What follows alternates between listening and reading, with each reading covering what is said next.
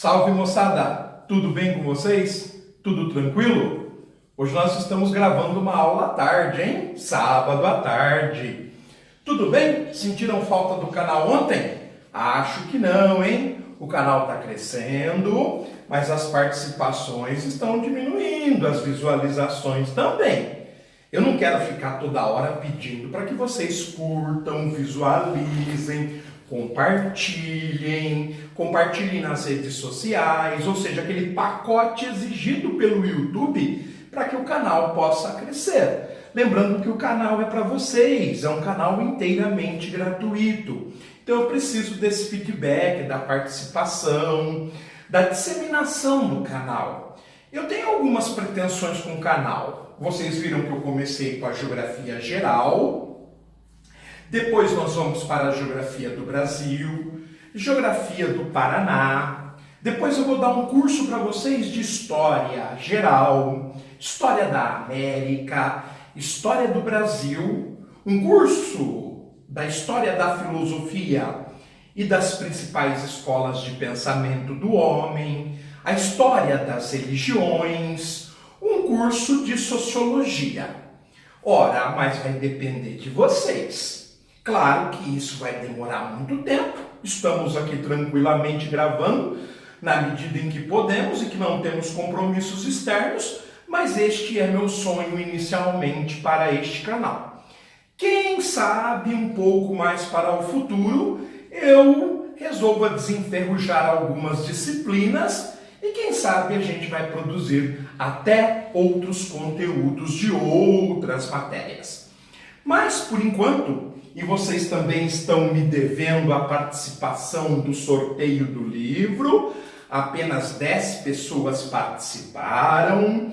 Este livro está sob sorteio, é meu primeiro livro de ficção, Os Contos de Outras Terras. Aqui atrás eu coloquei uma letra. O primeiro a acertar levará o livro completamente de graça. Eu enviarei para o seu endereço confortavelmente sem custos. Participem, deixem lá a sua letra no comentário. Inclusive as pessoas que já participaram, como deram feedback imediatamente, podem participar novamente, vocês merecem. Quem saibam, pelo esforço, pela dedicação, vocês não ganham um livro. Bem, os recados de hoje foram estes. Agora vamos para a aula de hoje. A aula de hoje visa a gente finalizar o capitalismo financeiro. Na aula anterior nós falamos sobre a Segunda Guerra Mundial, vimos que os aliados foram os vencedores, a União Soviética, os Estados Unidos, a França e o Reino Unido, e eles perceberam que eles iriam vencer em 1943. Em 1943, para que eles pudessem ter perspectivas do que ia acontecer após a Segunda Guerra Mundial com o mundo, como é que ele ia ser dividido, quais seriam as esferas de influência, três grandes potências, os três grandes aliados, os aliados determinantes, vão se reunir na capital do Irã, Teherã. Essa famosa reunião ela é chamada de Conferência de Teherã. Vão participar os três grandes aliados, como eu anunciei agora, a União Soviética representada pelo Joseph Stalin, os Estados Unidos pelo Franklin Delano Roosevelt e o Reino Unido pelo primeiro-ministro Winston Churchill. Posteriormente, novas conferências serão realizadas, bem próximos do final da guerra, em Yalta, que é um balneário no Mar Negro, no território da Ucrânia, que na época pertencia à União Soviética, e numa pequena cidade ao sul de Berlim, chamada de Potsdam. Essas duas últimas conferências ocorrem em 1945. Pois bem, o que vai advir destas conferências? Vai advir um choque ideológico entre duas potências que viam um mundo diferente. Os Estados Unidos, detentor, líder do capitalismo, e a União Soviética, a líder do socialismo. É a partir destas conferências que eles começam a bater cabeça, a se chocar, a ter vários desentendimentos sobre o que seria o futuro do mundo. E por quê? Principalmente porque a União Soviética fica sabendo que os Estados Unidos estava segredando, mantendo um segredo sobre o desenvolvimento das armas nucleares, da bomba atômica. Vejam, essas três potências, elas terão um papel praticamente igualitário e determinante na vitória da Segunda Guerra Mundial. Em tese, não deveria haver desconfianças nem diferenças entre os três, já que eles estavam colaborando para destruir o eixo, o Japão, a Alemanha e a Itália. Pois bem, porém, a espionagem soviética vai descobrir que os Estados Unidos, ele guarda o segredo das armas nucleares, que era uma forma de dar vantagem aos Estados Unidos após a Segunda Guerra Mundial. A União Soviética vai correr atrás e vai desenvolver seu programa nuclear, tanto que em 1949 faz o teste da bomba. Porém, este imbróglio, essa confusão, essa desconfiança vai rachar os dois grandes aliados. Então, logo após a Segunda Guerra Mundial, vai começar um novo momento da história do mundo, chamada de Guerra Fria, que vai de 1945, com o término da Segunda Guerra Mundial, até dia 25 de dezembro de 1991, quando a grande potência socialista, a União das Repúblicas Socialistas Soviéticas, é declarada extinta. Com a extinção da União Soviética, acaba a Guerra Fria e começará a nova ordem mundial, a ordem do capitalismo global. Bem, mas vamos dar um pouquinho mais de atenção ao início da Guerra Fria. No início da Guerra Fria, os Estados Unidos, estremecido com a União Soviética e vendo a ação do Exército Vermelho, que resistiu bravamente à invasão nazista e depois vai derrotar todos os nazistas no leste da Europa e vai se assenhorar, inclusive, de Berlim, temendo essa capacidade, esse poder de superação dos soviéticos. Os Estados Unidos, após a guerra, começam uma propaganda que nos chega até hoje. Propaganda, obviamente, enganosa, que dizia, por exemplo, que comunista comia criancinha. Isto é uma balela, uma mentira. Ora, era um momento propício. A Europa destruída, arrasada, sobre um regime totalitarista da Alemanha nazista, tinha medo de cair na mão de outro regime totalitarista, que era a União Soviética. Lhes digo que a União Soviética, devido à destruição da Segunda Guerra Mundial, não tinha a menor condição de ameaçar ninguém. Mas os Estados Unidos, raposa velha, comandando pelo presidente Harry Truman, o sucessor de Franklin Delano Roosevelt, lança essa propaganda chamada de Doutrina Truman. A Europa se polariza. A Europa Ocidental vai se aliar aos Estados Unidos com medo da falta de liberdade, da falta de democracia, do regime absoluto que reinava na União Soviética. A União Soviética, por sua vez, vai responder imediatamente ao instalar nas suas áreas de domínio do leste europeu partidos comunistas. Partidos onde o líder era praticamente vitalício e onde o Congresso era formado por pessoas interessadas em instalar o socialismo.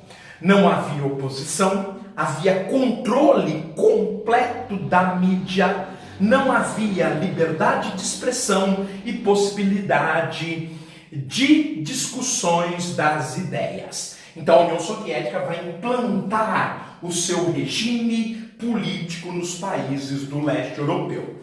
Polônia, Alemanha Oriental, Tchecoslováquia, Hungria, Romênia, Bulgária, Iugoslávia e Albânia são exemplos dessa esfera de influência da União Soviética. Porém, o domínio político, como todos nós sabemos, ele é frágil.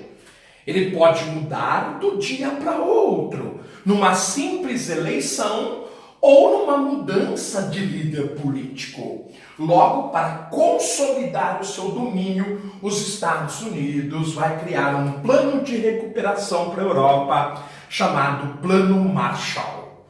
Se a doutrina Truman homenageia o presidente dos Estados Unidos, que o governará de 1945 a 1953, o Plano Marshall homenageia um dos generais que vai ajudar os aliados a derrotar o regime nazista, o general George Marshall. Em homenagem a ele, nós temos o chamado Plano Marshall. O Plano Marshall colocava a Europa Ocidental sobre a esfera de influência do capitalismo americano. Os Estados Unidos vão emprestar, a dólar da época, 13 bilhões e 100 milhões de dólares para que a Europa pudesse se reconstruir. Pois bem, gente, isso de fato ocorrerá. A Europa, então, tem um aporte de capital e consegue se recuperar da Segunda Guerra Mundial. A minha pergunta é, com a Europa arrasada, milhões de mortos, milhões de feridos, a minha pergunta é, com esse dinheiro que os europeus recebem através de um empréstimo, que eles poderiam saldar em 50 anos a taxa de juros baixos, veja, eu sou seu amigo, porque eu estou te dando dinheiro para você se reconstruir. Estou impedindo que um regime de exceção se assente no seu quintal. Mas não se esqueçam, este é um empréstimo. Você vai ter que me pagar. E com taxa de juros. Então eu acabei de fazer dinheiro com dinheiro. Não bastasse isso, outra pergunta para você, meu querido aluno. Esse dinheiro emprestado pelos Estados Unidos, ele retornará para o próprio Estados Unidos.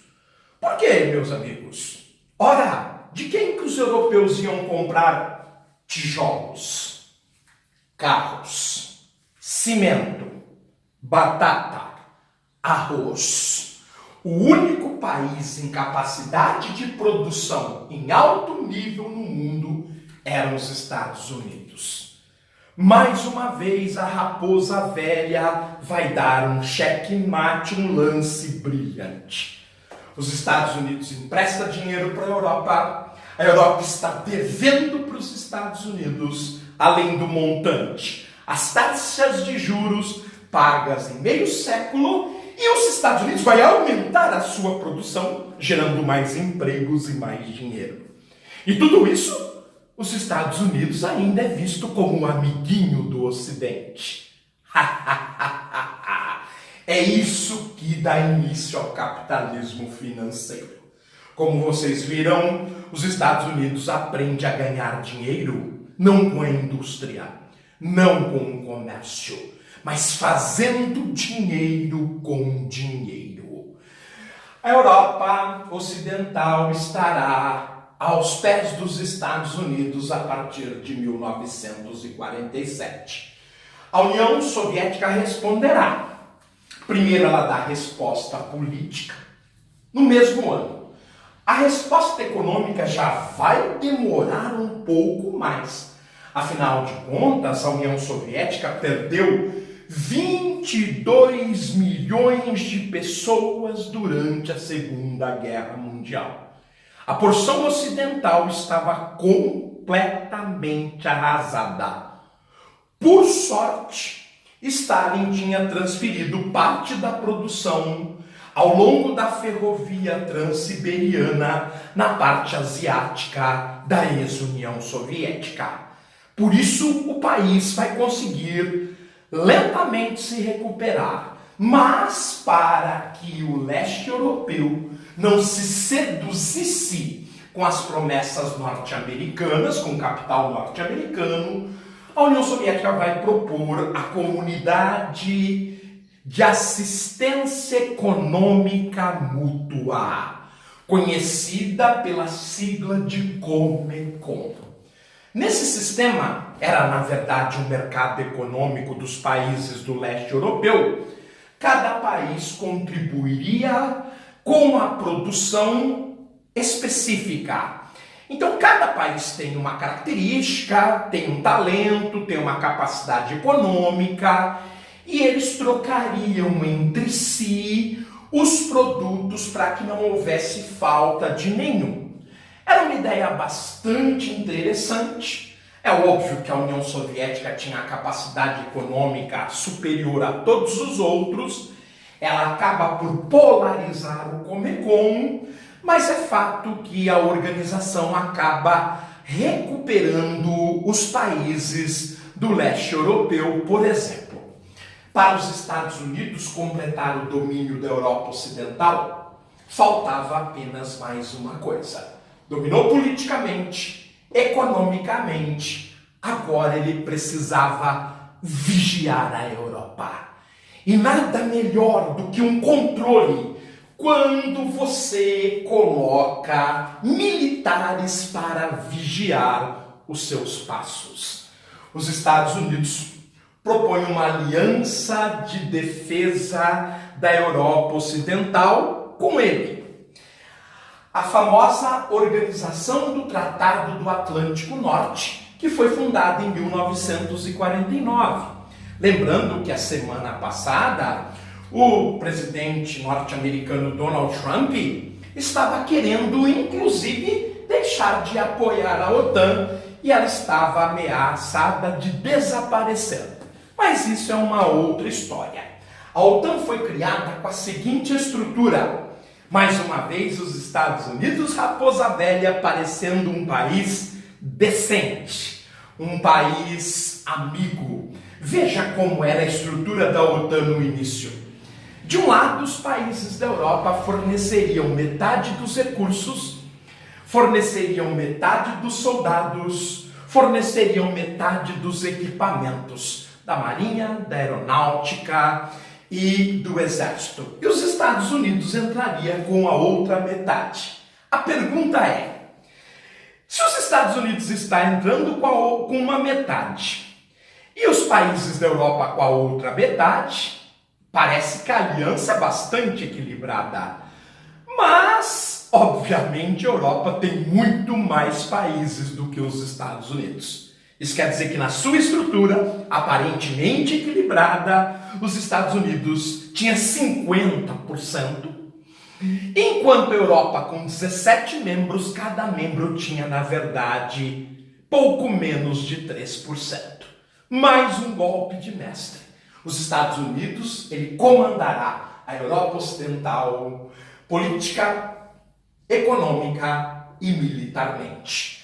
A União Soviética só vai conseguir responder à altura da OTAN em 1955, quando cria uma aliança de defesa dos países socialistas, sobretudo da União Soviética com os países do leste europeu. O acordo é assinado em 1955, na capital da Polônia, Varsóvia, é o famoso Pacto de Varsóvia. Bom, pessoal, vocês vão perceber então que o mundo agora está polarizado entre os Estados Unidos e a União Soviética, entre os países capitalistas e os países socialistas.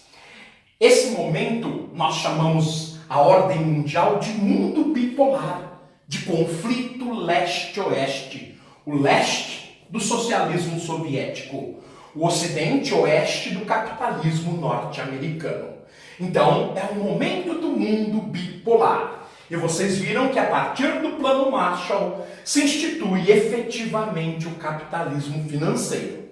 O capitalismo financeiro que abracava, como nós vimos nas fases de transição, tanto o keynesianismo quanto o welfare state. Mas dentro do capitalismo financeiro em 1979, aparecerá a política econômica chamada de neoliberalismo, aplicada pela primeira vez por Margaret Thatcher, a Dama de Ferro, Iron Maiden, no Reino Unido, popular Inglaterra, e pelo presidente Ronald Reagan, presidente republicano, nos Estados Unidos, a partir de sua campanha presidencial em 1980 e efetivamente em governando de 81 a 89.